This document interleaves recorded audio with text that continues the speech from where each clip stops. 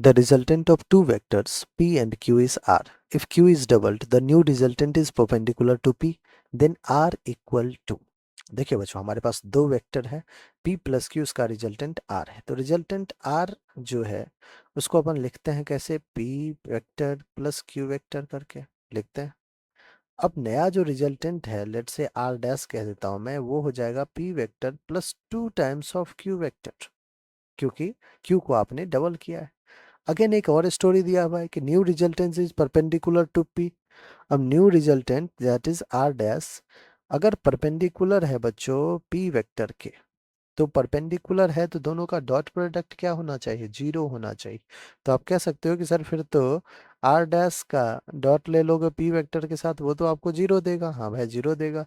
Are dash है कितना बच्चों, पी प्लस 2 क्यू, इसका डॉट ले लीजिए पी के साथ, जीरो देना चाहिए, ठीक है।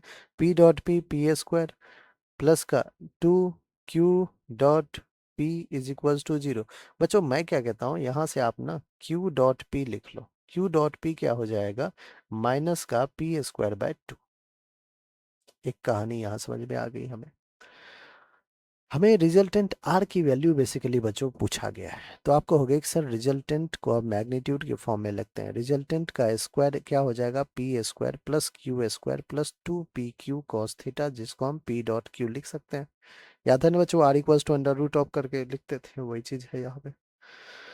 तो R square is equals to P square plus Q square plus का 2 पी डॉट क्यू। अब देखिए क्यू डॉट पी और पी डॉट क्यू लिख सकते हैं, कोई दिक्कत नहीं, डॉट प्रोडक्ट के साथ, माइनस पी स्क्वायर बाय 2 है बच्चों, माइनस पी स्क्वायर बाय 2।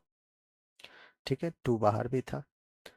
क्या इस 2 ने इस 2 को कैंसिल किया, क्या प्लस पी स्क्वायर ने माइनस पी स्क्वायर कैंसिल किया, क्या आर स्क्वायर क्यू स्क्वायर के इक्वल आ गया, तो क्या आर जो होगा वो भी क्यू के इक्वल होगा। Magnitude of R is equal to magnitude of Q, और वो कौन सा ऑप्शन है बच्चों, ऑप्शन नंबर सी हमारा बिल्कुल करेक्ट आंसर है।